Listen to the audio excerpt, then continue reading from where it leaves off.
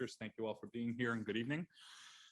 We have one absence. Linda Bailey has indicated she won't be able to attend tonight. She has an excused absence. Kendall, Brandy are on their way. I presume Jesse is as well, but that leaves us one short of a quorum. But I've been advised that we can take any actions except for voting on something. So we will defer the minutes if we don't have a quorum by then. And then the WMATA letter, Hillary can go over that. We may have to defer voting on that depending on whether we have a quorum yet at that point, but we'll press on. I'll go ahead and ask the board secretary to call the roll. Chair Kaplan. Here. Vice Chair Kleist. Here. Linda Bailey. Brandy Collins.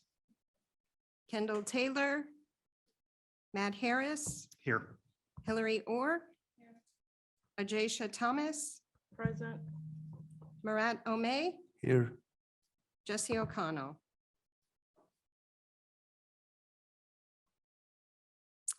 Chair Kaplan, you have 6 present. Okay, and Steve is joining us online. What city are you in? You're muted. There we go. Charlotte, North Carolina. North Carolina. How's the weather there? Beautiful. It's here too. Yes. All right, let's go move into public comment. I'm going to read the public comment period board statement, which is part of our policy, and then we'll recognize registered speakers, and then we'll ask if anyone else either in the room or on Zoom wishes to be recognized. So we are about to convene the public comment period of our meeting. All dashboard meetings include a public comment period at the beginning of the meeting, as we believe it is crucial for us to hear from our riders and community members.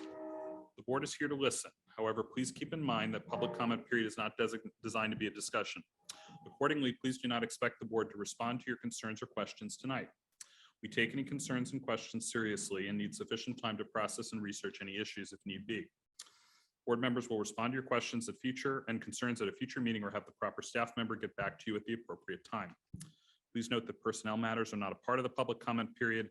However, please know that we take any personnel questions seriously. You are asked to contact the Dash administration with any such concerns. We ask that all speakers and members of the audience maintain civility and respect for any divergent views that others possess. Further, we ask that speakers please address their comments to the board directly rather than the audience. The board will take pre-registered speakers first, and then I will invite others who wish to speak who may not have pre-registered. For future meetings, you may pre-register on the website dashbus.com on the Board of Directors page. I will now call the first speaker. Please remember that each individual speaker is allotted 3 minutes for your comments. If you are speaking on behalf of a neighborhood civic association or unit owners association, please identify yourself accordingly to be recognized for 5 minutes. I am told by our board secretary that we have 2 speakers who have pre-registered, so I'll ask Madam Secretary if you'll go ahead and announce the speakers in order so they can be recognized. The first speaker that's registered is William Pfister, and the second is Kathleen Louie. All right, Mr. Fitzer, if you're online, we'll unmute you so you can speak.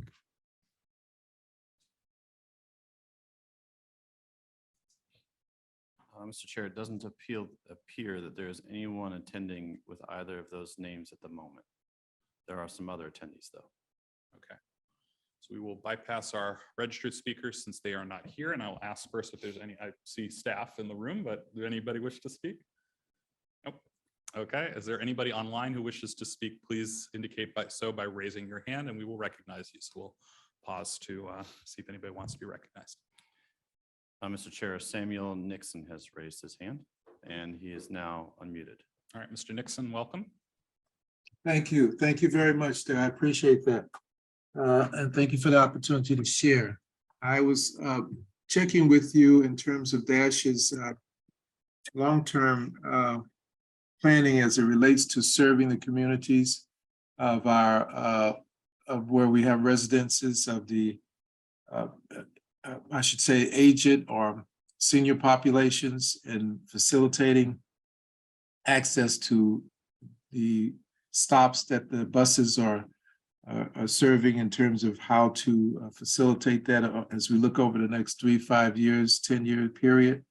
Is there any integrated thinking in terms of Dash's planning with that, and also related to it, the ease in which families who are using dash systems, the bus, in terms of transportation to areas like our school areas and community meetings there? Is there any coordination that goes on with the local community as far as the stops that are served and the frequency of the service that's allocated those areas as you do the periodic update of routing and the bus stations themselves, the stops in terms of weather covered areas and indicators of the time between buses that are serving that stop there?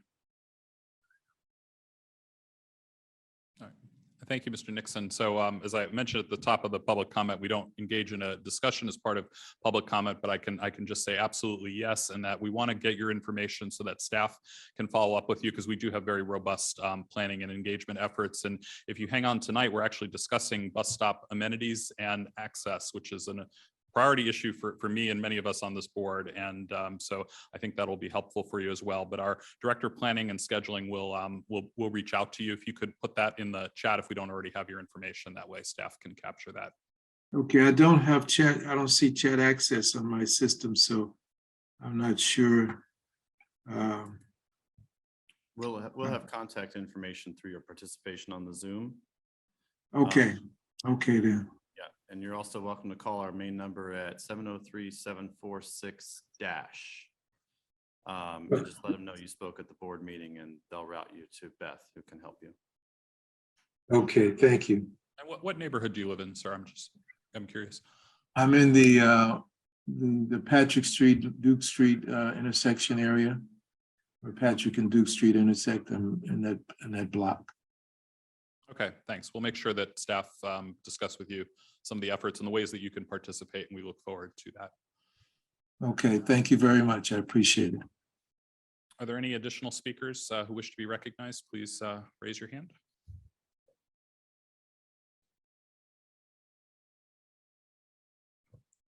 I do not see any others. All right, we'll go ahead and close public comment. And just from my knowledge, so for folks who participate in Zoom, they do not have access to a chat at our meetings. Okay. Okay, so I will not suggest that any longer. And Jesse, welcome. We have a quorum now. Thank you for being here. So we can we can carry on. So public comment is closed. We can now move on to the approval of the minutes from the January 11th meeting. I had, I think, one revision for that, which I didn't get a chance to submit, but it was in Mr. Durham's comments. The acronym for is DCHS, not DHHS. But other than that, the minutes were fine. Are there any other revisions to the minutes as they were presented? Hi, Brandon. All right. If not, is there a motion to adopt them? So moved. Moved by Jesse. Is there a second? Second, Hillary. All in favor? Aye. Aye. Any opposed? Any abstentions? Abstention. All right, Matt abstains. All right. Moving on to the chair's report. Where did I put my notes?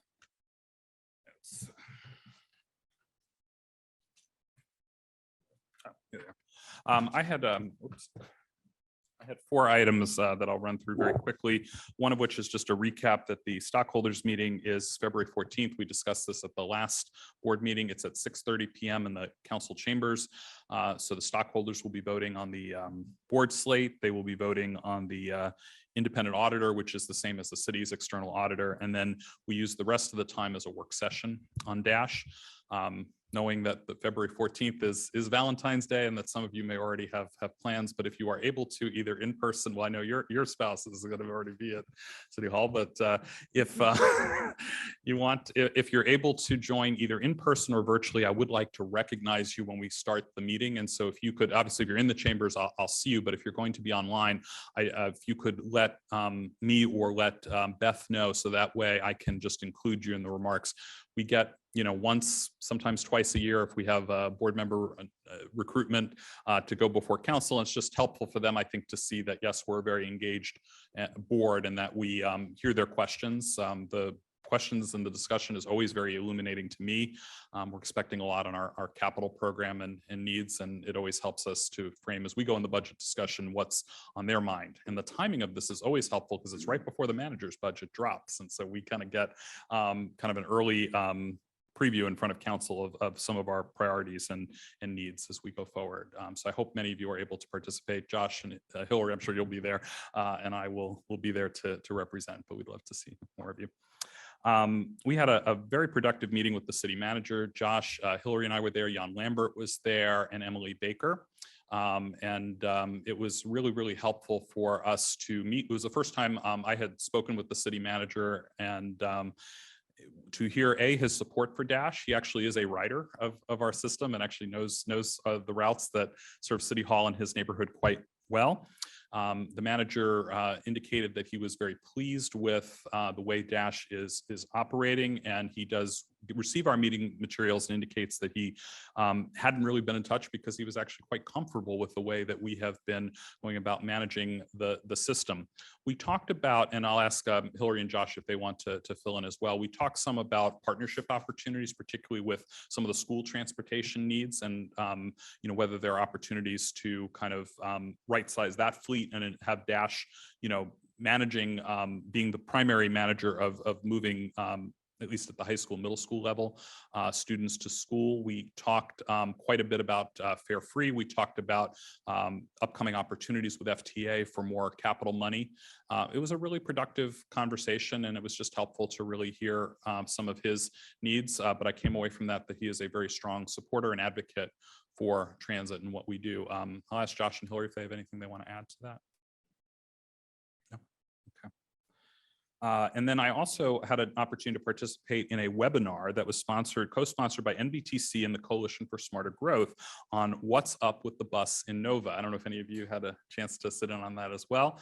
Martin Barna was one of the speakers at that webinar, and he presented on the success of the new Dash network, but they also had a speaker from WMATA who talked about their kind of bus reinvention study. They had speakers from Fairfax County, which did a lot of rejiggering of their bus service, and a lot of new bus service around the metro stations that just opened on the Silver Line, and also speakers regarding the Route 1 and the Route 7 BRT studies that are underway that will.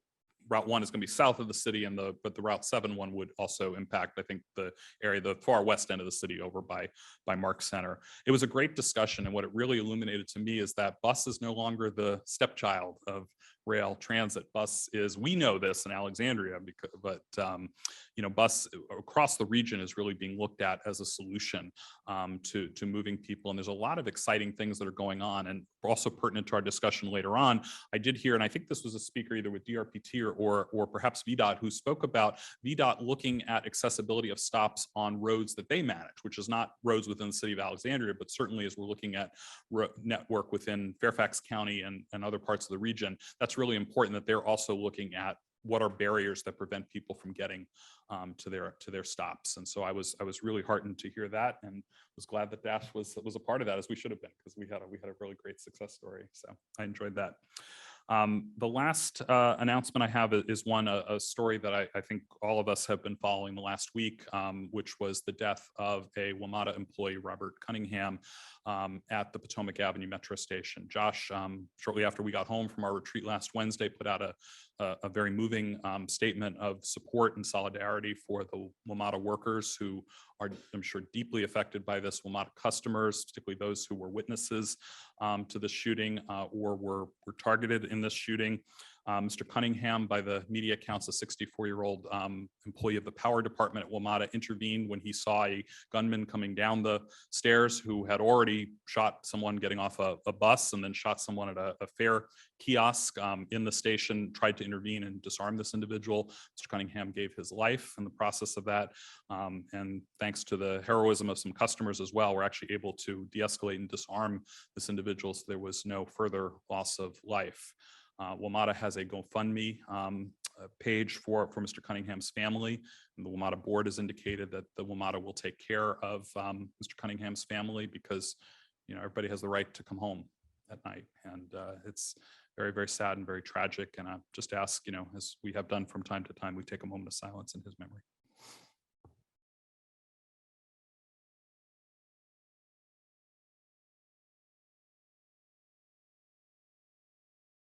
Thank you. That's all I have. Hillary, I'll turn it over to you. Thank you.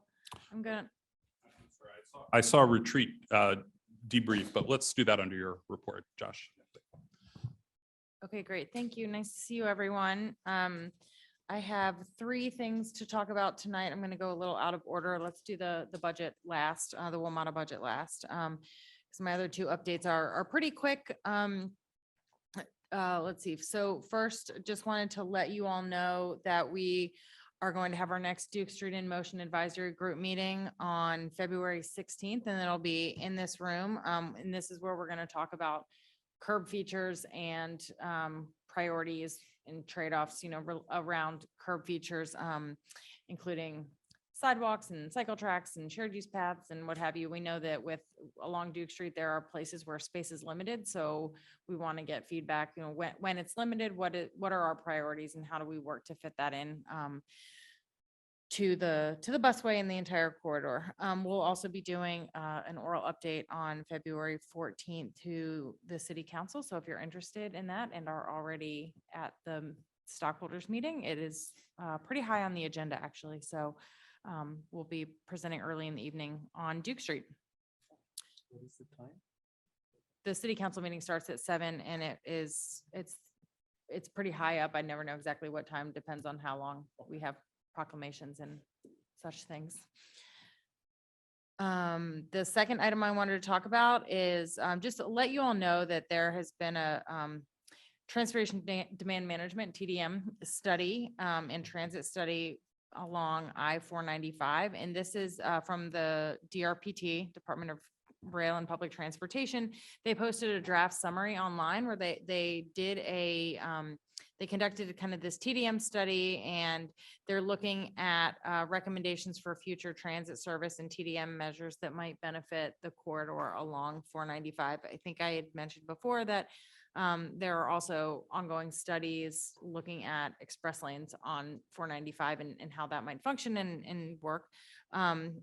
I just wanted to call this to your attention because DRPT is accepting written comments through February 22nd. So if you want to look at that study, I put the link in the packet and you can review that and provide comments as well. And then lastly, just wanted to talk to you all about the WMATA budget for this year, for the FY24, both capital and operating budget. The budget has remained relatively the same as the proposed budget. There are the one item I want to call to your attention is the reintroduction of the 11Y service. So we are that is up for adoption, and we're looking at either 24-minute headways or 30-minute headways. The 30-minute headways do seem to cover the demand. What we have seen you all might remember the 11Y was in service prior to the pandemic, had about, I want to say 450 to 500 riders a day on that route. They have brought back shuttles during the pandemic, during the Yellow Line shutdown generally along the 11Y route. Ridership has not been what it was prior when the 11Y existed, but it's about, I think, 350 a day. So there is demand for the service, and staff worked hard and requested that be brought back. I know this is something that Mayor Wilson has been really interested in, so we were very pleased to see that back on the budget. There will be public hearings starting in March, and so we have prepared a draft letter for you all to consider and discuss. And if there's any recommendations for changes, we can talk about those tonight. And then if the board wishes to endorse that letter and submit that to WMATA, we can do that and have that discussion now. So Hillary, just a question. So the letter, I mean, it mentions the Transportation Commission. And so is this the letter that they've already sent, or is this under or Murad as well? Is this the letter they've already approved, or is this under consideration? By the commission? This will be going to the Transportation Commission. Their meeting is next Wednesday. Okay. I have some other thoughts, but I'll like to open to my colleagues first. I don't have any, I think it's well-written and serves a purpose. And, I would move to adopt the letter and move it forward. Moved by Matt, Second, Jesse. Okay, I'll go ahead and ask the other. The letter, I agree, the letter content is good. I wanted to just suggest one possible other area that we want to explore in the budget. And I went to the WMATA, the presentation they gave to their board, the general manager proposing the budget. And one thing that, and we kind of get to this in the letter, is just about this kind of, I don't want maybe a fiscal cliff, but just the significant financial challenges that come in the years ahead as the federal assistance dries up. And one of the big challenges for WMATA has been collection of fares. That they, there was very little enforcement during the pandemic of fares. A lot of people who were struggling, and just sort of fares kind of became optional. And this has become a growing problem for WMATA in terms of meeting its funding needs. And, they can't solve this problem themselves. They, are looking at technology and hardening of station entry points to help to deal with that. But I think this is an issue that's going to require the cooperation of all of the jurisdictions that fund WMATA to figure out sort of what's that right balance of how we ensure people who are in need, and they do have a fair program to help low income in the coming budget, are giving that support, but also that especially people who can, but just say, why, what's the point? No, nobody's going to enforce it, comes and says, well, there's a lot of people who are essentially getting a free ride. And this is going to become more and more of an issue as there's not support. And the jurisdictions may decide, well, we want to make that up in subsidy in future years, or we may decide that there's going to be service reductions that come as a result of that. And so I know that we are an organization that runs the system right now that doesn't have to worry about fare collection and enforcement. But is that something that we want to indicate in the letter, since it's going to the board, who are either elected officials or close advisors to elected officials in jurisdictions, that, we have to have a more public conversation about what is the impact of this? And do we want to, what sort of steps are we going to take to either ease away from a fare and come up with other ways to support the service WMATA has to provide? Or, do we, how do we ensure that folks are paying for it? And I wonder if that's something that would be appropriate in this letter. So I open that for discussion. I don't think it's not inappropriate, but I don't think it's necessary for this letter. WMATA's got a lot to deal with. And frankly, I've not heard it as much in the bus part as with the metro subway part. But I mean, that doesn't seem really congruent with the tone of this letter and what we're trying to talk about at this time, maybe later on down the road. So I'll echo Matt's comments in part, in that given that this is specifically a response to their FY24 budget, I do think the items that are in there are appropriate for that. David, I do think you're raising a good thing for us to engage on, and I wonder if we could accomplish that with a second separate letter that basically offers or requests a briefing with them around their discussions to potentially go fare free, because we have the contextual moment of Chair Phil Mendelson's bill to take the system fare free. So, given that we know they're talking about that, we could say we did it here. We'd love the chance to talk. And that could just be like a separate engagement point that's not the budget letter. And to the point of, so in the last paragraph, look at alternative funding options to ensure that transit continues to serve the region's transportation needs.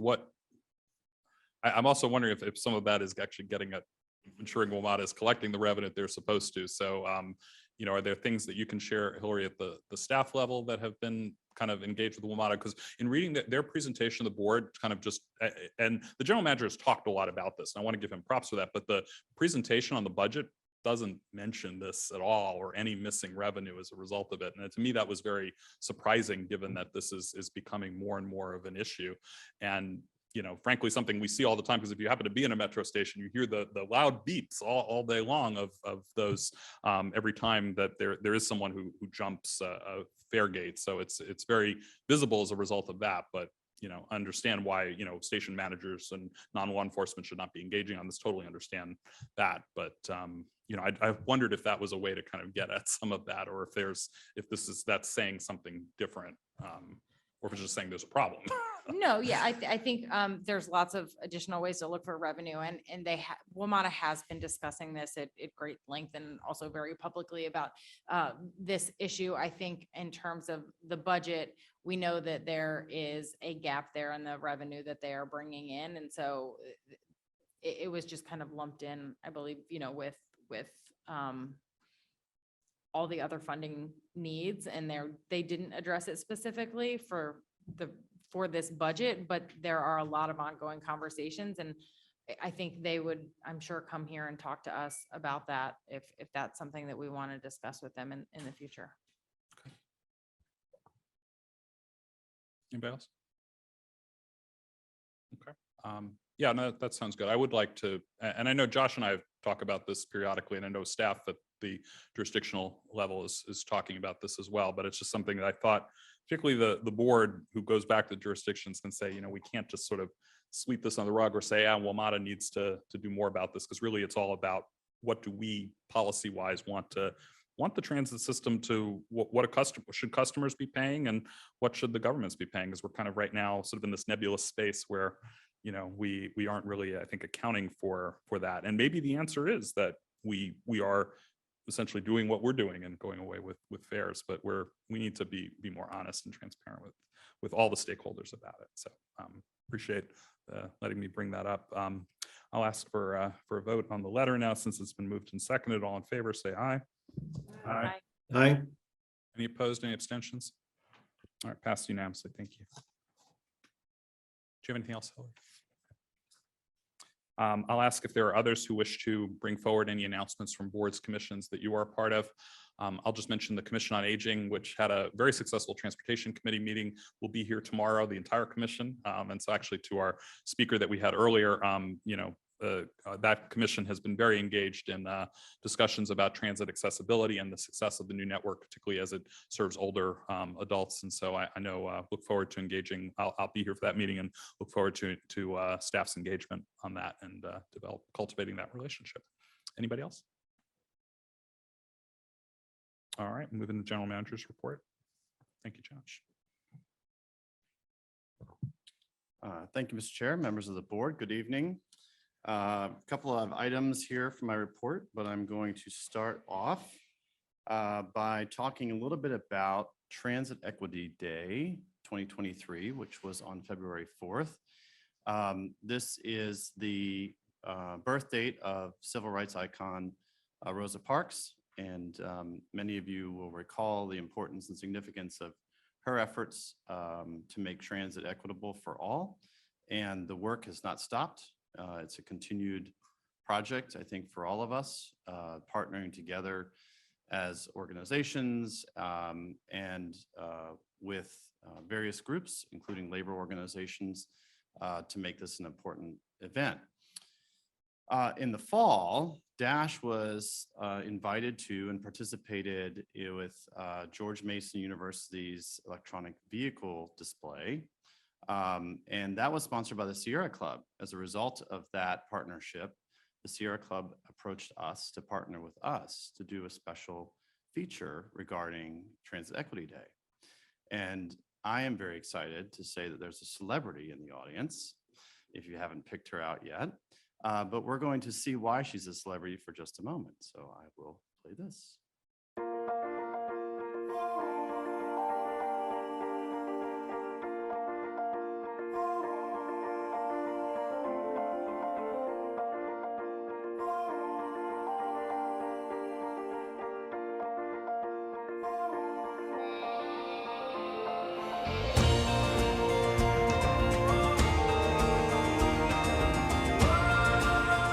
The best part of my job is like engaging with the community, getting to know different walks of life, different lifestyles from different people. Driving customers from point A to point B safely and efficiently, and letting them see this pretty face, you know. You're the captain of the ship. I kind of set the tone of the bus, you know, just greeting the passengers, good morning, good evening, good night, you know. Greeting them kind of makes them feel welcome on the bus. The free fares has helped out tremendously, especially with COVID. It's a hard time. Everybody's facing like hardships or loss of jobs. So it helps them out, you know, they probably need to go to a job or a job interview. So So you're helping them out get into that job interview. Somebody needs to go to a doctor appointment because they battling COVID. You're helping them get to their appointments, just getting around the city and going about their daily lives. The electric bus is more quieter than a fossil fuel. With a fossil fuel, you have the possibility of intaking fumes. It's more cleaner because it's electric, obviously, so which is better for the environment, less pollution, especially what's going on now in the world with global warming and changes of the weather. We're trying to help contribute giving back to the environment, right? Every single customer always, thank you, as they're leaving the bus, they always make sure they come from the back of the bus to the front of the bus just to tell me, thank you. You did a good job. Oh, that makes me feel very wonderful.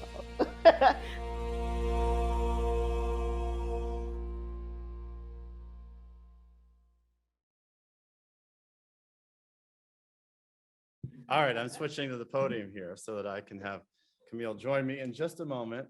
But I will say that I just want to take a moment during this meeting to invite Camille to be here with you all so that I could also celebrate her efforts in being a champion of DASH and a shining example of the DASH difference.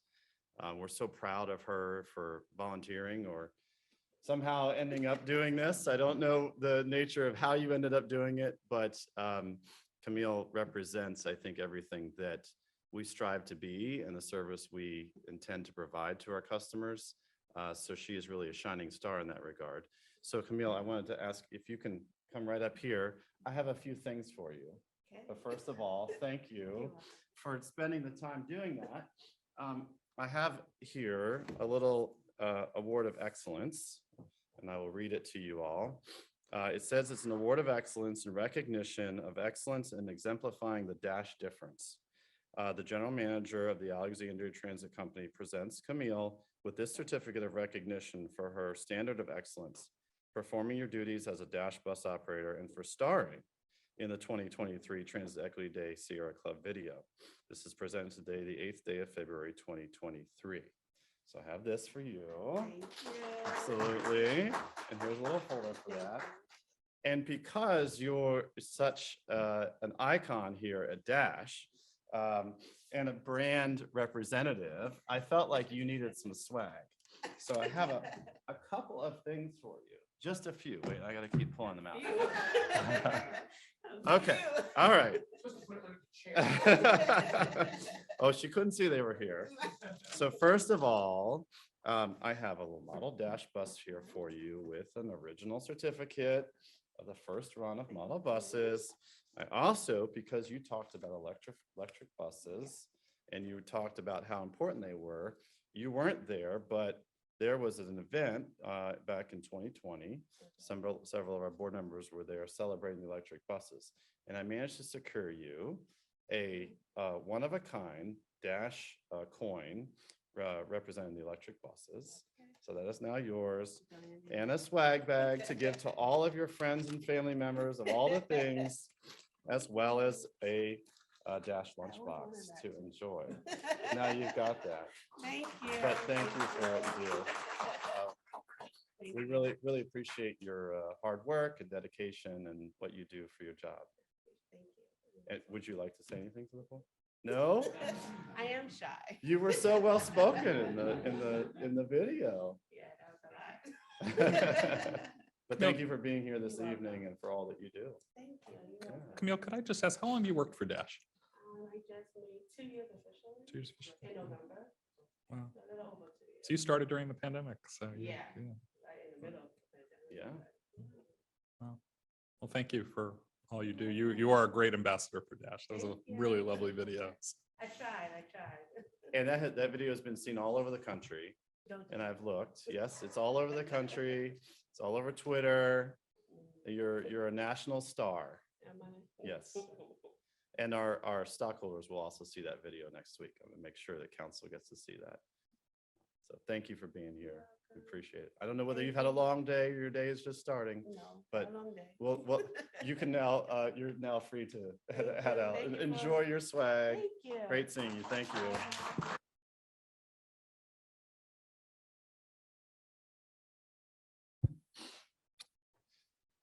Okay. Wait a minute. Gotta be able to see me again, right? Aha, okay. So moving right along, a couple of debrief items. First of all, want to thank everybody for being here for the retreat, and we're hopeful that that was very helpful. David and I talked, and we wanted to carve out a few minutes just to get a sense of follow-up items and any thoughts that members had. I kind of noted it during your section as well as mine. So it's not really a report item from me so much. You know, we certainly wanted to make sure that the notes that we got from that meeting, the notes that I have are make sense and are correct in regards to what the board would like to see come out of it. I don't know if you wanted to add anything, David, to that.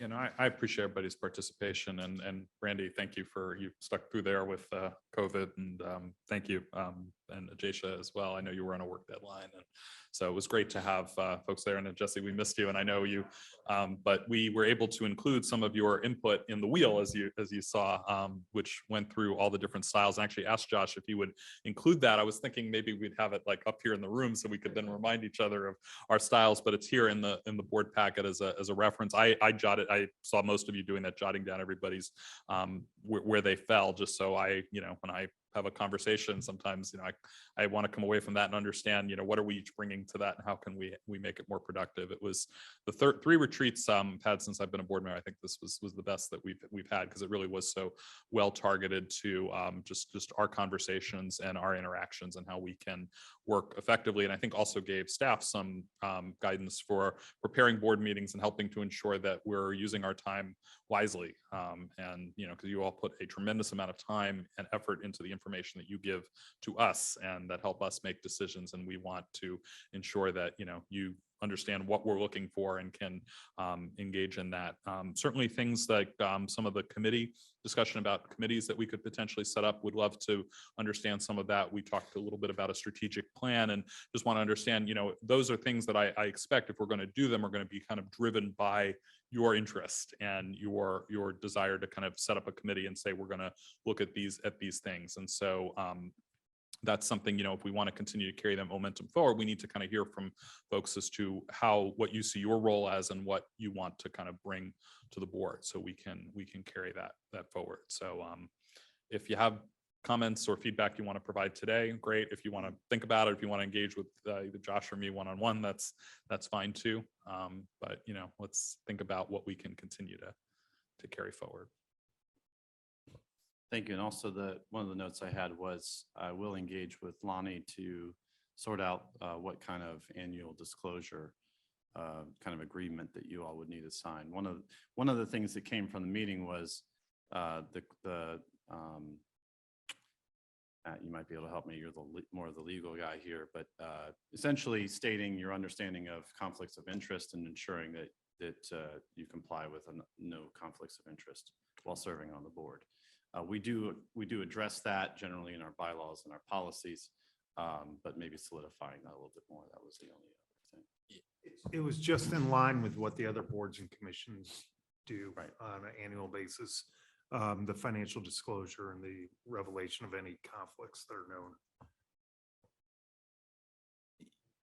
Kendall had referenced the statement of economic interest, which was my understanding that only a select number of boards, like Planning Commission, Board of Zoning Appeals, sign. Like I'm on the Commission on Aging. I've never been asked to disclose conflicts.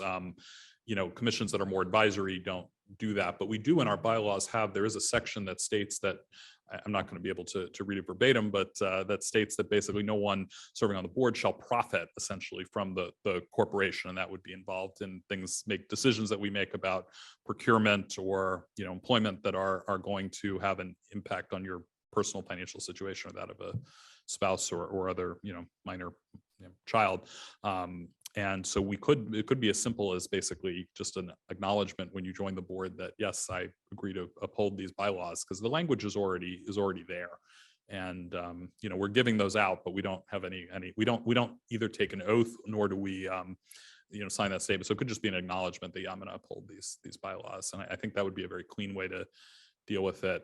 We also did talk with, you know, perhaps we should have Lonnie come and just do some training, not only about, we've had FOIA in the past, but kind of make it more of maybe a biannual thing to come in about sunshine law, and we could also include some statement on ethics and disclosing, if you have a conflict, that's fine, you recuse, but we need to know kind of what happens if I have one, and when should I be aware that I have one, because that's never training we've done since I've been on the board, so that may be helpful. So the Human Rights Commission, we do the financial disclosure, but maybe instead of Lonnie, the city attorneys come to us and given us like Q&A and on sunshine laws and public meeting laws. So she may be able to do it for a lot less than Lonnie. We do have one of our, I believe, the assistant city attorneys that does that for the boards and commissions. I don't think our city attorney typically does it, but one of the assistants, so she might be available. If they're willing to, prior city attorney didn't basically washed his hands of us and said, well, you get your own general counsel and deal with it. So that's why we've had Lonnie do it in the past, but yeah, I'm all for saving money. So if the assistant city attorney is willing to do it, then that's fine. Are we subject to the same sort of meeting notification? So basically, anytime three of us are on email together, that's an unknown. Right. Great. Thank you. So one other thing I would add is every year there is a training for members of boards and commissions that is, I believe it's announced as a public meeting, so more people can attend. But I could just also see if we can be included in that, and then anybody that wants to participate can do so. One thing that I would sort of mention, not that it's an inhibiting factor, but I think it just differentiates a little bit, is that we're not a board and commission as in the traditional sense the city has boards and commissions. So I think if we do go that route, we would want to make sure that we tailor something specifically that's reflective of the DASH structure. Because those trainings are probably going to structure around what would normally be considered a commission of the city. I believe it's more about FOIA Yeah. and probably conflicts of interest and some of Those those things, high level yeah, topics. Which Yes. all apply, yeah, Mhm. yeah. And Lonnie did do that part of it for us once. So, I mean, it may not need to even update it, except for maybe some things about virtual meetings that have changed since he last did that. So I would want, if we do have the assistant city attorney, I would want Lonnie to at least review those materials and ensure that we're, to Josh's point, that we're, being sensitive to Dash's unique structure, even if he's not the one who presents the training. I missed the boat a little bit when you were referring to the board retreat and the action items that we had. We don't have to, make a decision now, but I would like to volunteer actually to lead, not to lead, but to actually start the strategic planning group. So, whoever's interested, maybe we can kind of have a conversation about that. And because that seemed like one of the immediate items that we need to probably tackle. And if the board finds it valuable, I can start the process by structuring what it would look like. Not the strategic plan, but the different commissions and how they would feed one to one another, and what areas they would serve and all that other stuff. So we can have something more to look at and to discuss rather than talking about these things conceptually or in the abstract. So if everyone is okay, I'll volunteer to kind of develop something like that and present it to the board so we can kind of have a discussion item. It doesn't have to be a board agenda item. It can be done via emails at the beginning, but that's something I would like to volunteer. Sure. And are there others who'd like to be part of that effort with Marat? Because we could get the ball rolling on that with a 3-person committee. I would be interested, but I would like to, if you want to take a first stab at something, that might be, so we know what we're volunteering for, and the board could kind of make sure that we're working on the right things. I think that could be helpful. I And appreciate the offer, Marat. in the 3-person committee, you'd have to notice the meetings as well. So. I'll do the preliminary work, for us to kind of elaborate on and kind of discuss and all that, and then we'll put it into a more formal track. Okay. I didn't know if you wanted to have a group of people to support it, but it sounds like you have a vision for it, and I certainly would love to see what comes of that. And David, I'd be willing to volunteer to work with Marat in this way. We wouldn't be experiencing any quorum issues, and having had experience developing strategic plans in the past, I think we might be able to put some items together that Marat and I can present to the board members for consideration for further action. So you can add me to that group. Sure. Well, then, I appreciate the help. all right, we'll start with Stephen Moran. Thank you both for volunteering to do that. I think this And is we'll exciting probably and de facto work with you, Josh, as well. I'm not volunteering you, but I think that you would be probably involved in it. You're one of my bosses. You can volunteer me for whatever you like. But it's helpful just to know that that is something that is to be pursued. We want to pursue. And I would also offer that as a part of the process, if it is helpful and we need to have some assistance in doing that, we can certainly bring that in as well. Because as far as capacity and stuff.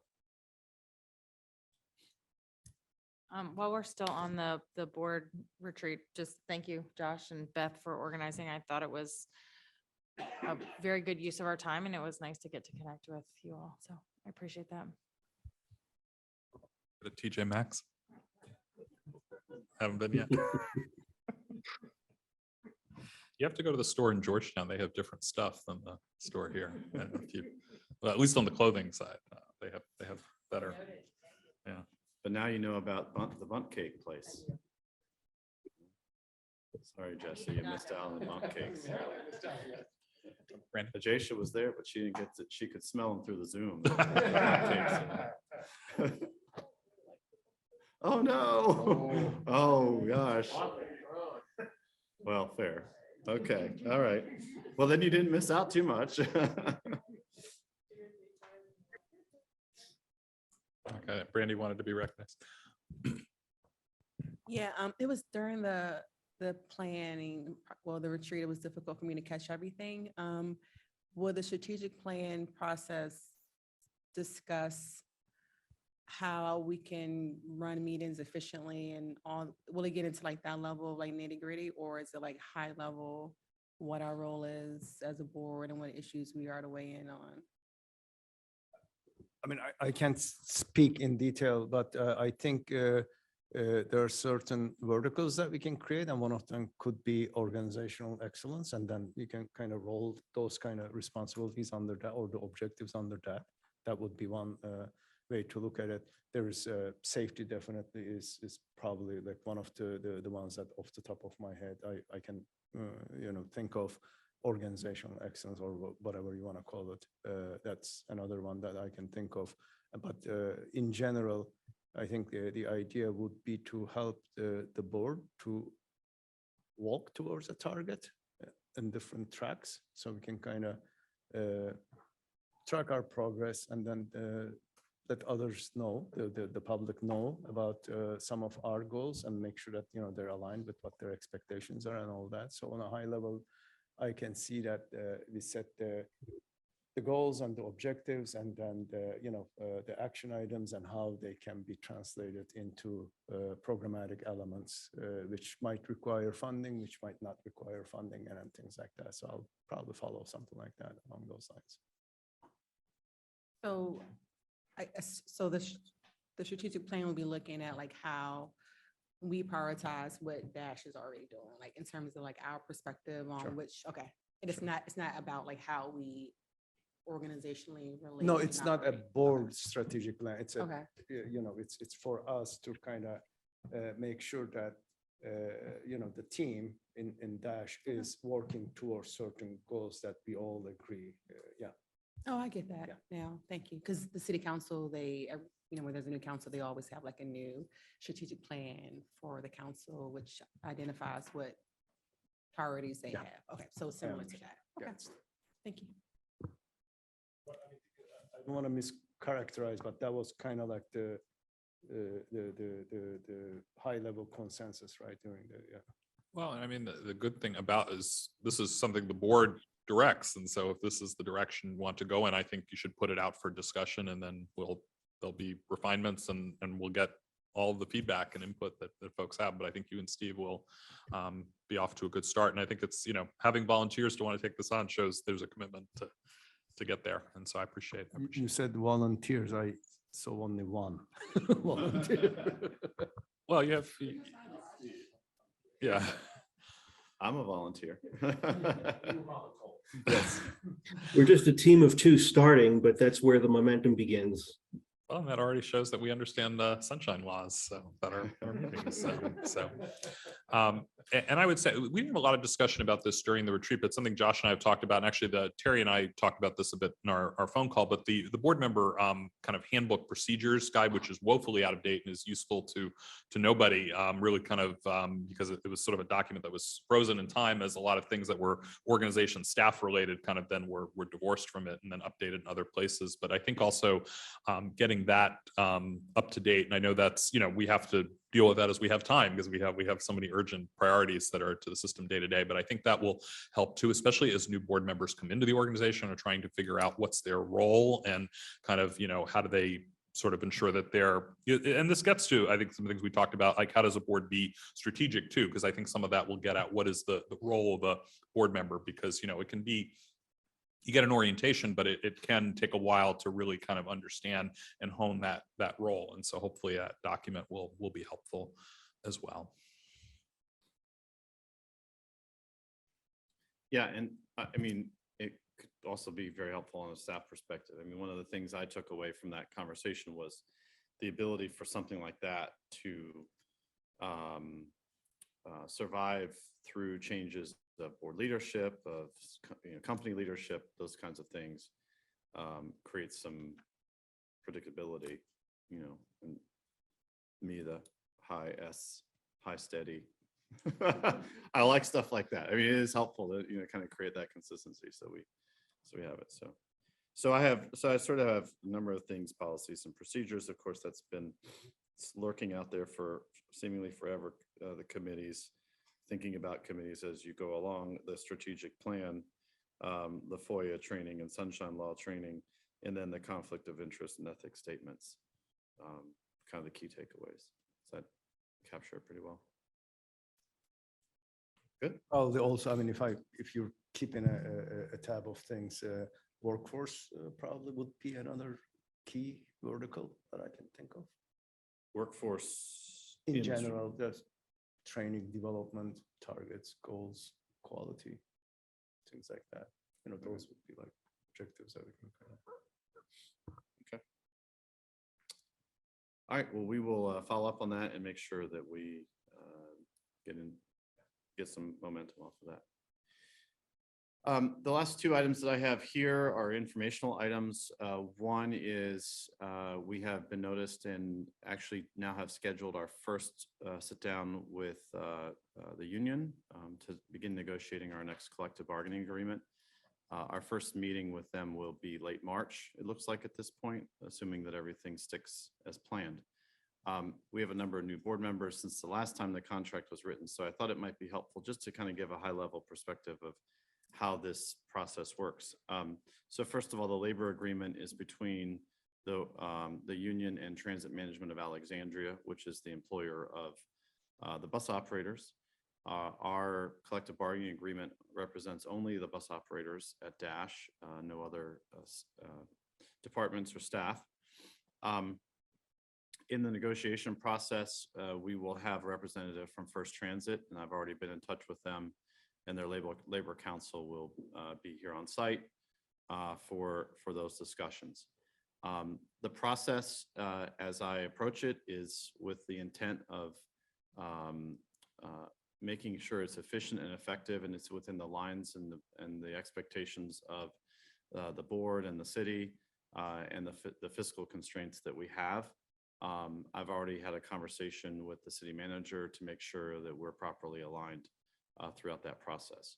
There are inevitably a lot of unknowns when it comes to collective bargaining, and it can often be a long process. I will say that we have maintained, and I give credit to my team. Many of them are not here this evening, but certainly Ray is one of them, and Stephanie and Edward and Martin and Joseph are all who are out in the audience, all have a role, as well as those who aren't here, our Director of Operations and the staff in operations, we have a phenomenal working relationship with our workforce and with our local union. We're very proud of that, and I want to maintain that to the best extent possible. I think that that's a key to having an engaged, positive workforce and to having high morale and high retention. But with that said, there are always sticking points in things like this. So we will work swiftly to try to navigate those. You can expect that I will brief you throughout the process and keep you informed. And you're certainly welcome to reach out anytime that you have questions. The negotiations will take place again between me and my team and the union. The board does not typically have a role in the contract, as the board is not a party to the contract. But with that said, the priorities of the board are the priorities of me and priorities of the organization, and I think we're all well aligned with that, as well as the priorities of the city and the priorities of the city manager and the budget and the constraints that we have to work with. So I can't make promises about anything, but the one thing I can in regards to the outcome of that process, but what I can promise you is that I'm going to go into it with all those things in mind and make sure that we address them in the best and most effective way and the most collaborative way possible throughout the process. So I welcome any questions, and obviously we haven't had any discussions at this point, so I don't have any other news, so to say, from that. When is the contract due to be signed? Oh, thank you for that question. So the current contract expires June 30th. And dependent upon the negotiation process, the parties will typically work to extend that contract so that the terms of that contract apply while the negotiations are ongoing. Not starting until March. I mean, it's hard to say. It really depends on how much is out there as to how quickly or slowly the process moves. And scheduling is always a big challenge. You have so many parties that you have to line up. So if we go past the June 30th date, then we would typically, do an extension agreement between the parties. Yep. I just wanted to add a couple of things to that from having a couple of us, well, Matt, Steve and I went through the last round of this, and the last round was very challenging because the ATU they were organizing. They had won the right to represent employees, and this was the first contract for now. We have 4 years of now having worked, and Josh, I'll echo, you work very collaboratively with them, and I think have built a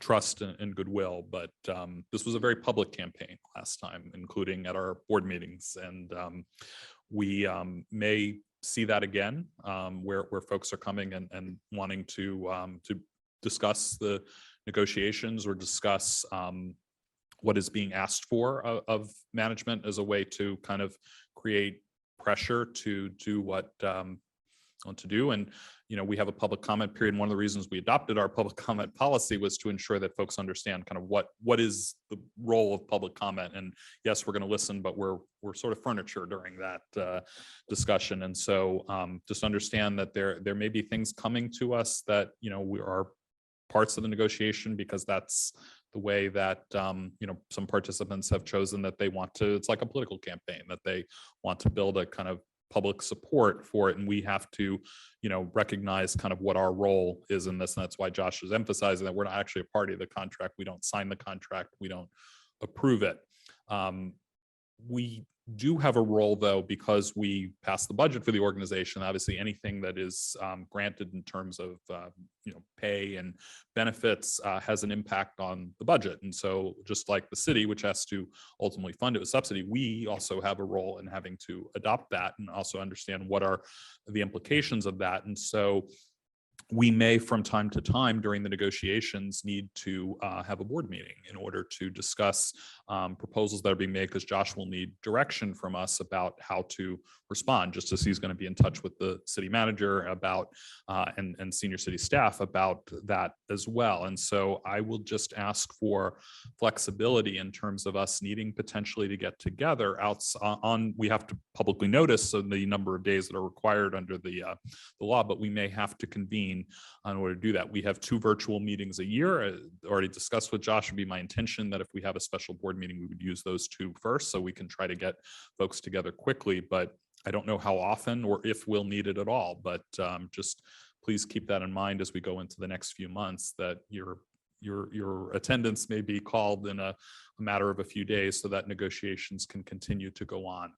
And the other thing, and Josh hit on this in the letter that he sent to us in council, is that you also may hear from individuals who are part of the union or organizers with the union who may reach out to you as well, and choose to engage with them as you wish. But understand kind of what our role is and what we can and can't agree to. I certainly hope that this will be a less contentious and less public negotiation than it was last time, because it was so personally and emotionally difficult for those of us who were here in these roles of trying to kind of work our way through this and be respectful to everybody. But we just have to be prepared for whatever comes. And so. Can I ask a question for clarity? So our role is not to approve it, correct? So when you come to us, it's just for our advice, our input, it's just advisory, and we are not making any official action. Is that correct? Yes, and largely, much of my conversations will be to keep you updated as to where we are in the process, any anticipated outcomes, any anticipated stumbling blocks, those kinds of things. Because you as board members, I want to make sure that you're fully aware of what is happening. If there are actions or there's anything that is looming, right? We always seek to avoid that.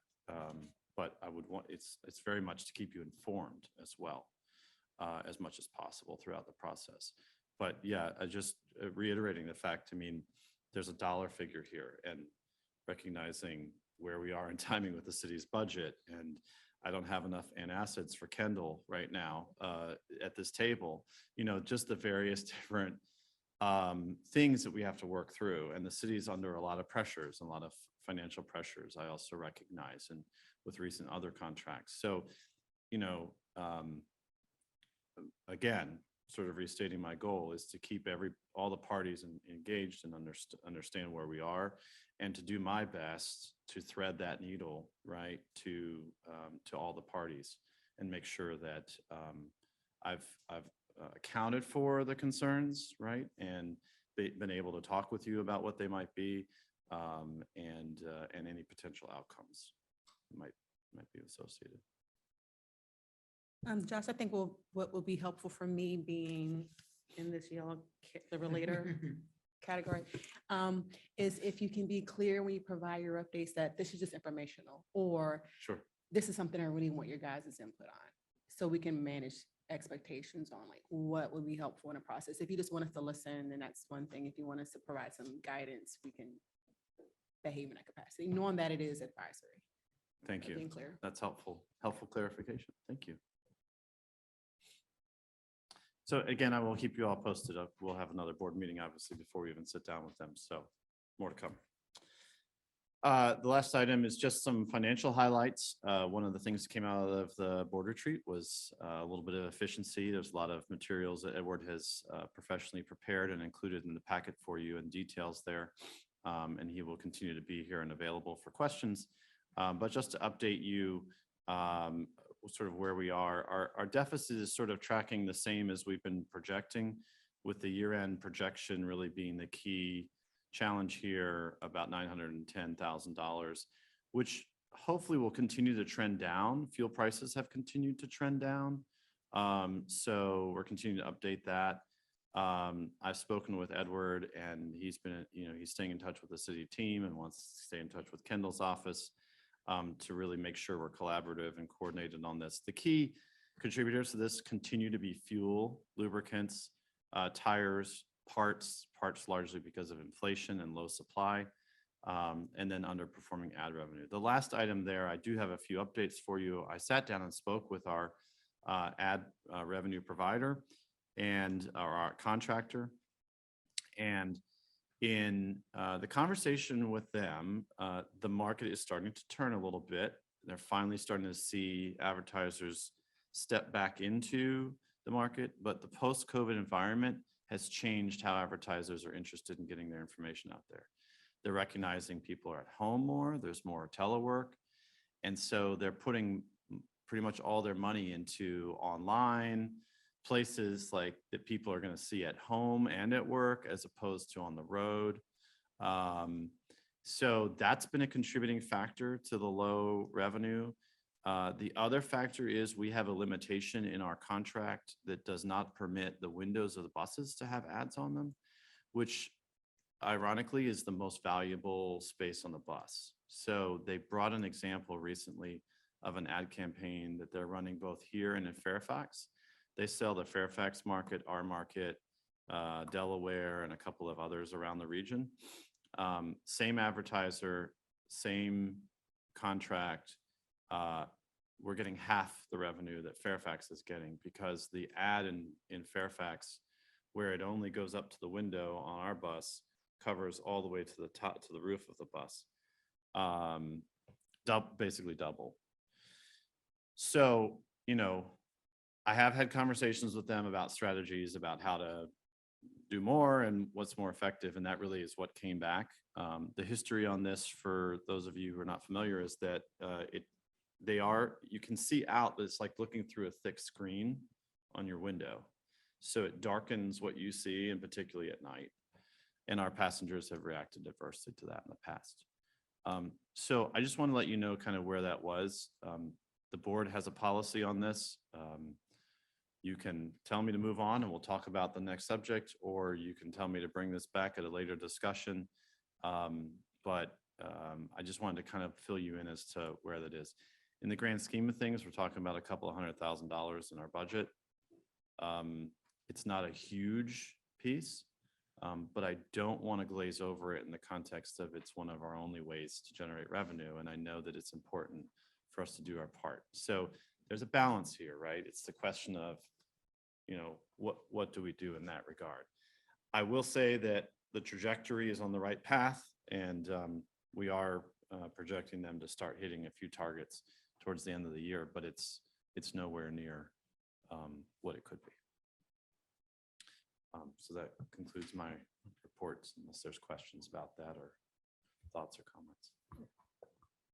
Not so much a question. The budget director did ask me today if there had been, and it was part of the financial reps in the projections process, the city is going to want to see if you had to close that gap, what does that look like? And not just the expectation that there will be an appropriation. So just, and it's not that it'll be taken, but just what does that look like as an alternative?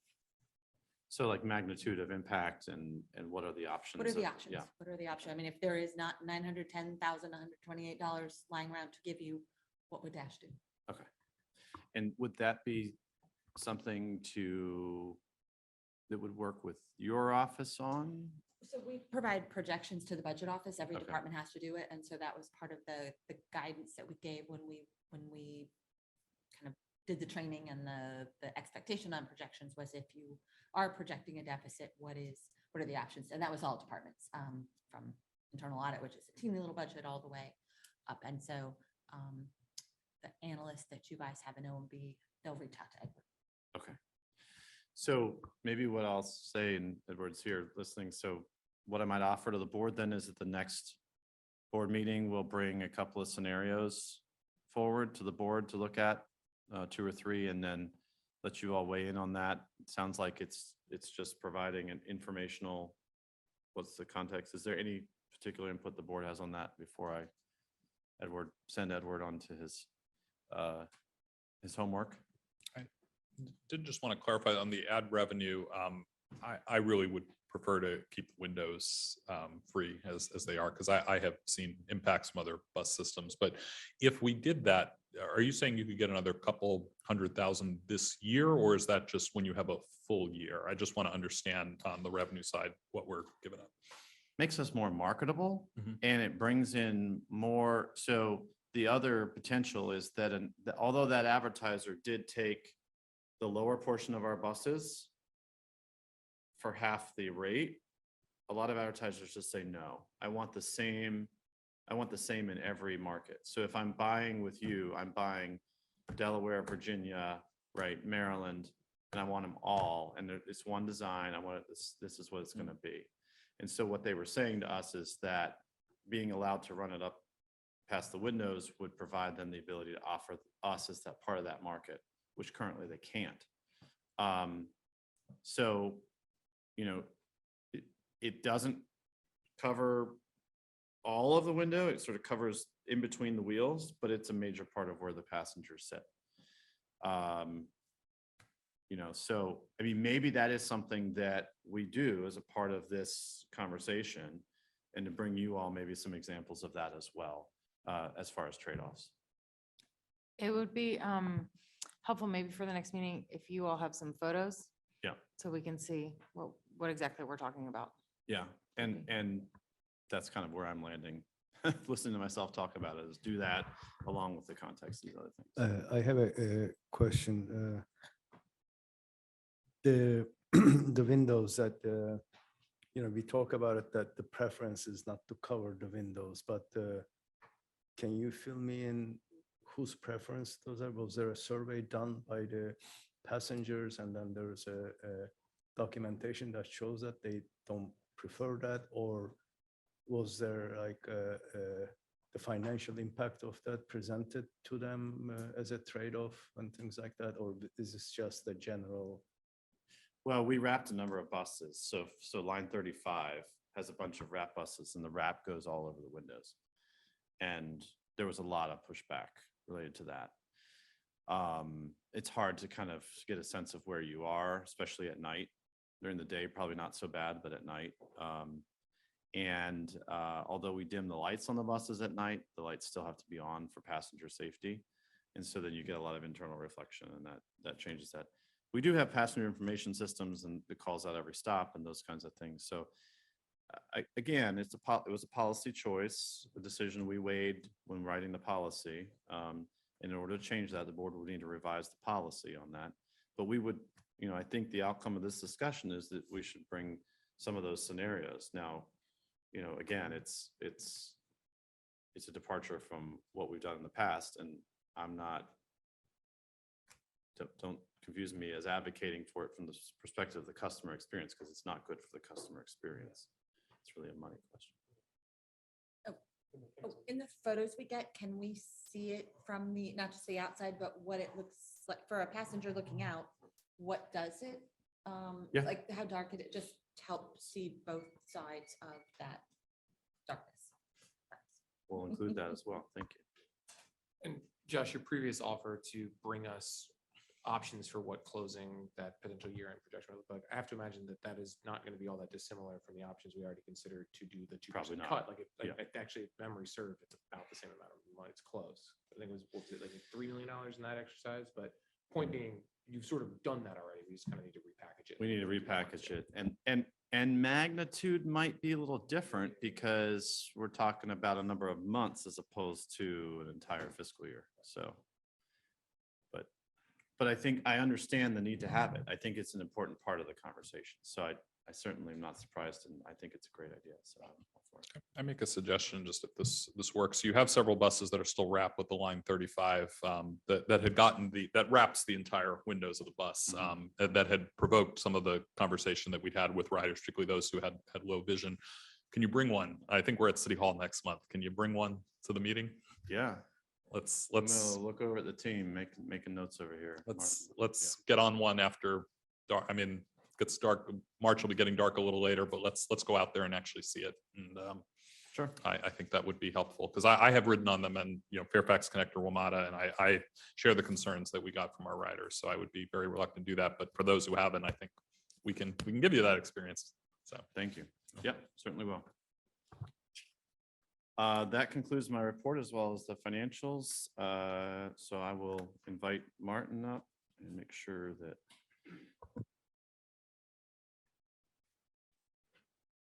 All right. Good evening, everyone. I've got two planning updates on the docket for this evening. The first is item 6A, ridership update. This is our typical month-by-month ridership graph that you've seen before.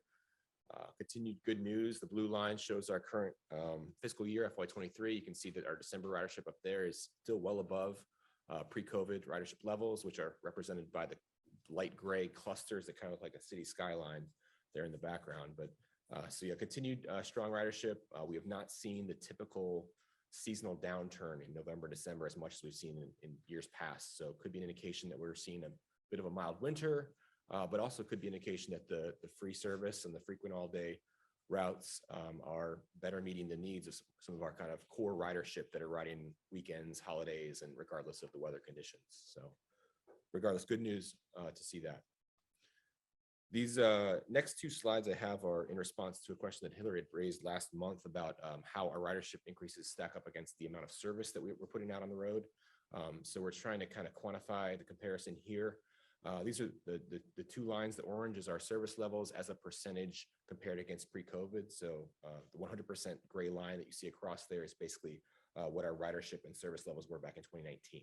So if you think about it that way, you can see that from a service standpoint, when we launched the new network in September of 21, we, for the first time, we're back above pre-COVID service levels. And that was largely a result of the major investments we made from the 395 commuter choice funding on routes 35 and 36. And then towards the end of that orange line, you can see a little bump for the line 30 improvements that we implemented in the fall. So we're up to about 18% over pre-COVID service levels.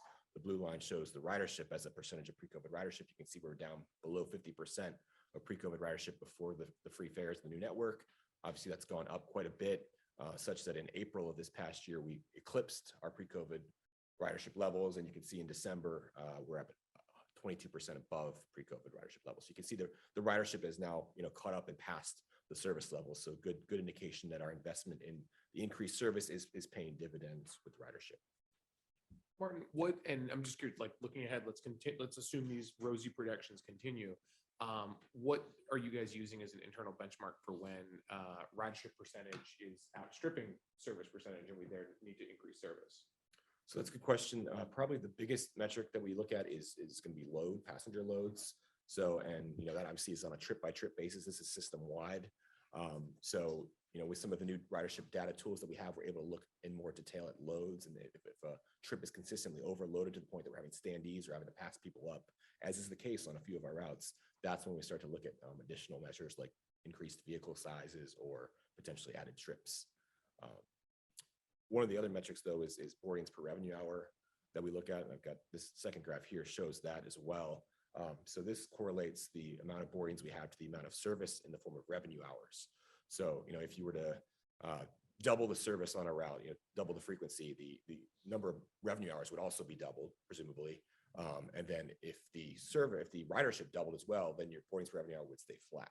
So that's kind of an indication of how productive the service is. And this is also a metric that if you start to see boardings per revenue go up, 20, 25 boardings per revenue, then that could be an indication that you're seeing some crowding and you may have to take additional measures. So yeah, I guess I'm asking in the context of sort of like, what's our early warning measure where we get 2 months ahead of this instead of reacting after the fact when people are already starting to be like, I can't ride the bus, I have to wait, 2 buses go past. So yeah, so definitely passenger load. And I would note that back about a year ago, the 35, we were seeing some really heavy crowding in the morning, the early morning when the frequency wasn't quite as high. So we were able to respond to that and add a few extra trips. So that's the kind of thing we would look for. Okay. Any other questions on ridership? Okay, second item I had, last item is the bus stop inventory project. This is a really exciting project the city did, and my intention bringing it here tonight is certainly to inform the board on one of the most important elements of the service we provide, how people get to the bus and how they wait for the bus, but also to provide a bit of a call to action that we have a good system. We have a lot of good accessibility, good amenities, but we have a long way to go, I think, to where we want to be. So just as a background, this is a project that was led by Hillary's team with Tess. One individual in particular, I'll give a shout out to Matt Melkerson, who rode his bike to every single bus stop across the entire city with a Toughbooks laptop and a GPS. So he was able to track the stats, and he collected, I think it was like 30 different metrics for each bus stop. So for the first time since I've been here, we have a really comprehensive database of all the stops in the city. So really excited to have that, and that'll be really helpful to inform future decisions. So what we found is that there's 714 active bus stops, 538 are served by Dash. You can see some of the stats on amenities. Over 50% have benches or seating of some kind. And then the accessibility stats there, you can see 57% are accessible, ADA compliant, 43% not. And I'll be talking a little bit more about accessibility in later slides, but also want to highlight that 18% of the stops are in locations where vehicles are permitted to legally park in front of the bus stop to block the stop. So probably with a disproportionate share of those would be in Old Town. So want to highlight that as well. I'll skip that for a second, actually. This is a, this is a map that shows the bus stops by provider, and it's a little hard to tell the blue from the purple, but blue is the Dash only stops, red is the Metro only stops, and the purple are shared. So you can see the majority of stops are served by Dash, as the numbers suggested. And then this shows amenities, specifically the benches and shelters. As I mentioned, 54% of the stops have at least a seat of some kind, whether it's a bench or a shelter. You can see the shelters are the purple dots there. The benches are the green dots, but 46% of stops do not have seating. So I think that's the key takeaway here, is that the red dots are the ones that currently do not have a place for people to sit. Accessibility, wanted to get back to that. These are a couple examples of stops that are accessible or inaccessible. Bonus points to anyone who can identify all 6 of these locations. I'd be very impressed. I bet some of you can. So, there is Howard Street in there. That's, yep, that's my favorite one. Yep.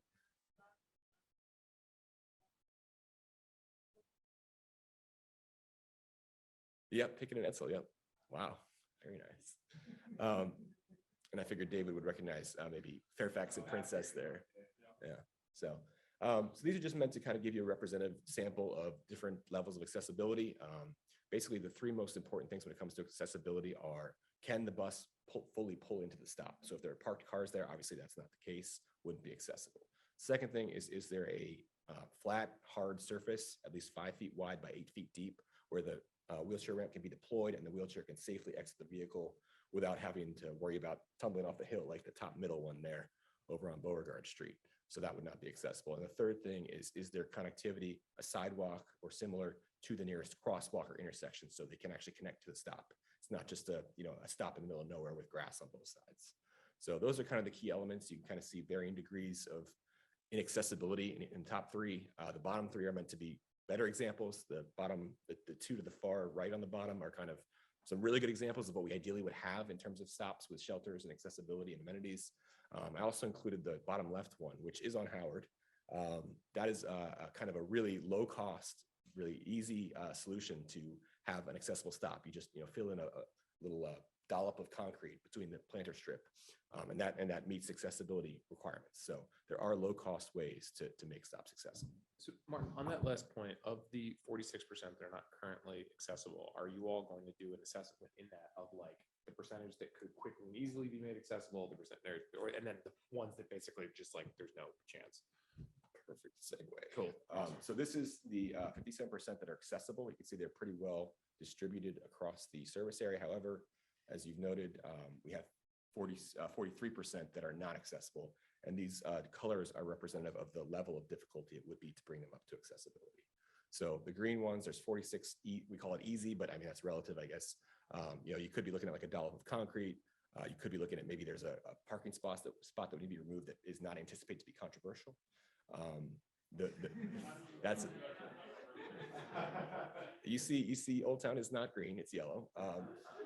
So the yellow ones are moderate. Those may require some additional capital improvements, curb work, or some public parking spacing removals that would be more controversial. And the red might require like a retaining wall or some significant curb or stormwater improvements, things like that. So, and the assessment was done by our surveyor, who is very well versed in this type of thing. He's used to working on these types of projects, so he was the perfect person for the job. Federal funding you're gonna apply for, or is there plans to, like, if it's too hard to make it ADA accessible, just like to move the bus stop to another location, like the block or something? So I think we would avoid trying to move the bus stop. in most cases. Maybe there are some instances where that would make sense. But as part of our next steps, Hillary might be able to talk about a few of these a little more detailed. The city is responsible for the bus stops, and we work very closely with them on these projects. We've got the King Street bus improvement study, which would include things like capital improvements to improve accessibility, maybe curb bulb outs, curb extensions, other pedestrian improvements. Also, we look at amenities, shelters, benches, real-time signage, and then perhaps signal changes to improve prioritization, queue jumps, those types of things. So this is kind of a really important project that would get at, kind of trying to address some of these issues. And we're focusing on Old Town, specifically King Street, because that is just such a epicenter of our investment in transit with the Old Town Circulator running as frequently as it does. The trolley runs through there. So if we're going to spend some money to try and address some of these and get the most bang for our buck, this makes the most sense. Yes, so we're going to expand it. I don't know if you want to talk about specifically, but we've got other projects, some CIP funding for bus shelter expansions. I think we've got about 40 additional locations. You want to kind of?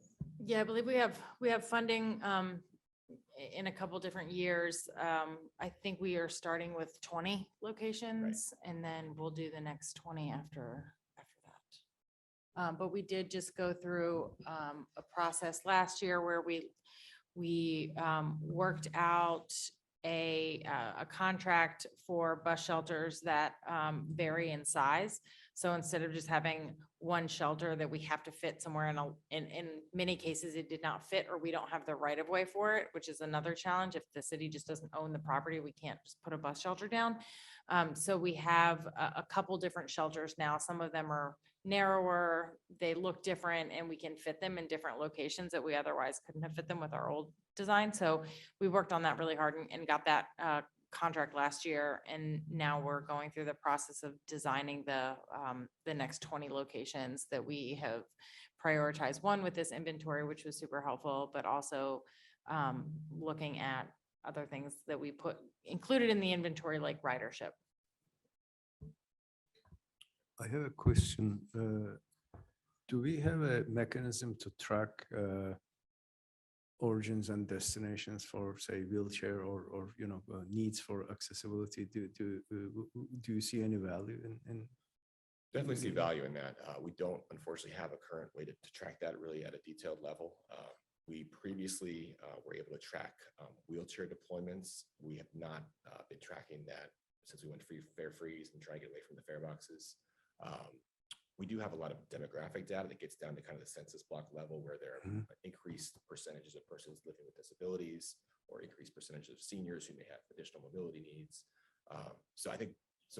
My last point here I was going to make is that we're going to be doing additional staff analysis to determine kind of look at demographic data on those types of things, also ridership data by stop, and then factoring that in with the difficulty of the improvement to kind of sort of begin to rank the stops, prioritize, in terms of how easy they would be and how impactful they would be. That's good. And also, this might be more of a Hillary question, but so when we look at accessibility, we look at what you mentioned is the sidewalk network connecting the person to the next intersection, right? Next crosswalk. Does the city have a plan for continuation of that? Because what happens if that person cannot come to that intersection that we looked at? Well, so that's one of the things that we looked at with this study. So that is our inventory of sidewalks and where we would need to do, likely if we have to build a long sidewalk and connect to an intersection, it's going to be one of the more difficult projects. We also do have a sidewalk layer in GIS, so we know where most of our gaps are, and we can prioritize them that way. Yes. Okay. And then the third one is, I noticed that I think the criteria or criterion was for lighting, like near a light pole, and a lot of people with vision impairments or blind folks actually have a high desire to be in a well-lit bus shelter because of security purpose, because they cannot see obviously if it's dark or light, well lit. So Is that also maybe part of the future, plans to look and see if the illumination is adequate for those kind? I'm not saying that, we have to design everything for people, but maybe that type of ridership analysis might help to identify certain location and have targeted lighting in certain shelters, and then maybe, if funding allows, and on the wish list, we can put it that, every bus shelter is actually well lit if possible. Yeah, I think it's absolutely a goal to have every bus stop well lit. That we don't have current plans right now to identify the ones that are where we have people who are visually impaired living. We could work with the Commission on Persons with Disabilities. If they had some clusters or had some priority locations, they could certainly identify those for us, and we could look at that. One of the grants that we are applying for this month is to do kind of a pedestrian scale lighting study across the city. So we can, as part of that, we can make sure that we're noting where there are transit stops nearby that are not well lit. I believe the new shelter design has solar panels that may allow for some lighting in them, right? Yes, in areas with the newer shelters in general, it's probably pretty well lit. And this was a conversation that came up. I was at WMATA headquarters early last week, talking with other regional bus leaders. And I believe it was Fairfax Q was looking at a bus stop pole that has 2 seats off of it, as well as a light. And it kind of replaces the sign pole that's used for the buses. So that caught my eye, and maybe something that we can look at, here to kind of figure out, is there an in-between that provides at least some level of somewhere to rest, may not be super glamorous, but, and then also the solar lighting component where it's possible to get that as long as you're not under tree cover. And even in a situation where the rider can come up, either push a button or there's a motion sensor that brightens the light while they're there until the bus arrives. So, and I've seen those before, and I've sort of applied those again, sort of figuring out as this project moves forward, that would be something that I think we could certainly look at and maybe try to figure out. It requires, I think, a little bit of infrastructure to support the weight of it, but that might be easier. One last thing and I apologize for the ignorance, but do we have any ad revenue from the shelters? No. Would that No. be an opportunity maybe to look into that? It's a city, I think it's an ordinance. I mean, there's no billboards in Alexandria. And I'm no expert on the local. I mean, we're basically the only place that advertises in Alexandria. Okay. Sort of interesting that we do. I was just curious. I mean, because- and our ad vendor said that. They said, well, if you let us sell ads, if we can sell ads at the bus stop, we can put them on the benches, make a lot of money off of that. Yeah, I mean, rather than inconveniencing the riders with like blocking the views and the buses and all that other stuff, that might be an avenue to investigate, and whatever the policies are, and maybe just, it's worthwhile to have a discussion. I'm not chuckling at your question. Please don't get my, I'm chuckling more in the context of like the Alexandria ways that I don't really know. That's Start on Pitt Street. Start on North Pitt Street. But gonna get in trouble. alternatively, as we're explaining to the city why our options are so limited, remind Sure. of all of the, here's all the things we can't do in order to help resolve funding gaps. Could that be part of the options maybe? Yes, we discuss and see where that goes. I'm glad you said it, because now I'm going to write that down. Sure. I wanted to thank Martin, Hillary, for getting this done. This has been a long time priority of the board. You've heard me talk about this for many years. And we have, in the last 2 years, actually had bus stop amenity improvements in our budget priorities letter that went to the city manager. And this is now the first time we can advocate in future cycles where we actually say how many bus stops there are that are in need of improvements. And that data is so important in helping to make that case. And the city has always had some money available for shelters and improvements and projects, even larger ones like Mount Vernon Avenue a few years ago. I'm betting if this was done 5 years ago, we probably would have had more than half our bus stops that would have been inaccessible just because of things that the city has been incrementally improving on. And so, it gives us some sense of where to start and what the opportunities are. And I hear even in the discussion here of those sorts of questions. I hope as this, we start engaging with different parts of the community about this data and these projects as well, that we'll get further suggestions and support for it as well. Can you talk more about the King Street bus improvement study, the timing of that specifically? Because I feel like we've been hearing about that for about 10 years, or at least some consolidation of bus stops. And I recall Marty Reinfeld talking about this at one point, which is a long, long time ago. Yes, I mean, frankly, it's not in any approved plan. It's something that we are finding money for, because I think it's something that's important. I was just sent a revised scope today, but I was in a training, so I haven't looked at it, to look at getting a consultant on board to do some of that work and support the city team, and kind of a design charrette that we would all come together and work on as well. So I think this spring, summer, we'd be looking at that. But certainly a lot of the recommendations that would come out of it, if there are things like curb extensions and larger infrastructure projects like that, we would then need to find funding to actually construct them. But there's definitely some low hanging fruit on King Street I think we'd be able to address.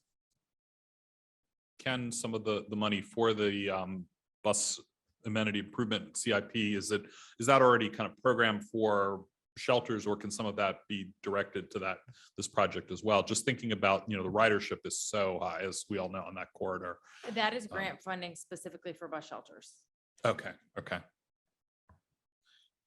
And I guess also then, one of the things we talked about going into this study was using this specifically to prioritize where, and Martin talked about the contentiousness of removing parking, which certainly our city staff and anyone who's interacted knows that can be difficult. And, there's the procedure actually allows staff to petition traffic and parking board without having a hearing, putting up notice basically that you're going to remove parking, and that hearing is held only if there is concerns that are raised about it. Was trying to make that process easier.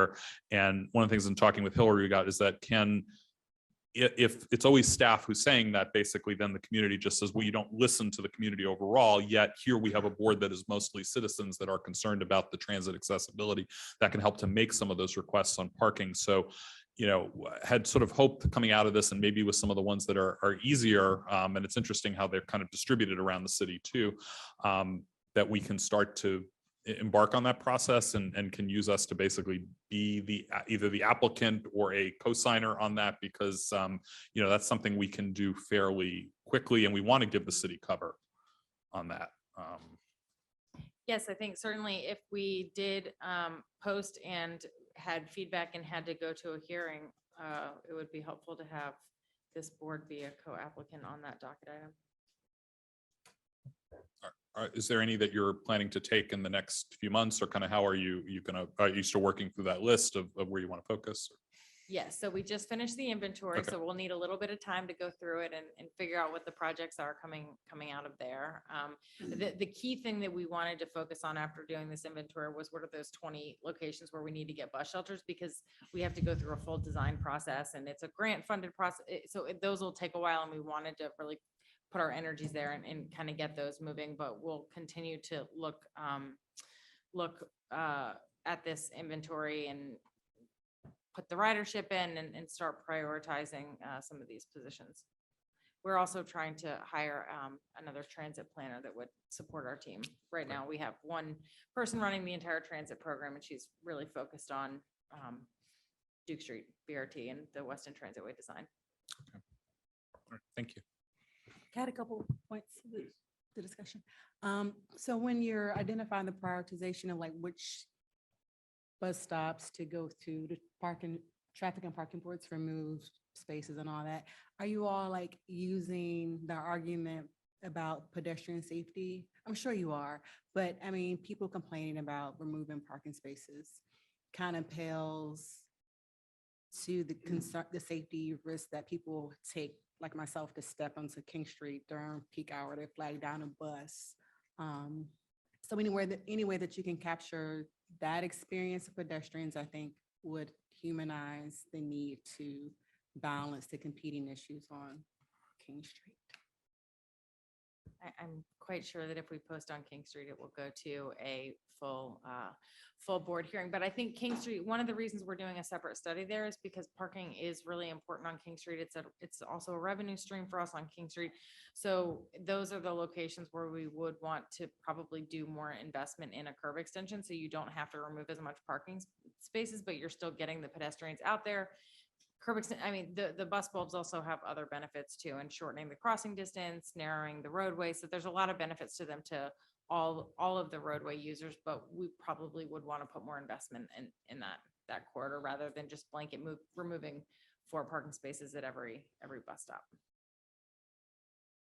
And just one more point, to Murat's point about talking to, when you actually mentioned talking to the commission on this, sorry, the Disability Commission, and I'm suggesting that you also coordinate with the Commission on Aging, or maybe even the Office of Housing, to get like an inventory of where housing is located for people who are older, because that would be like a really good bus stops to focus on, like making sure you have the shelters and also the lighting for Yes, please. older.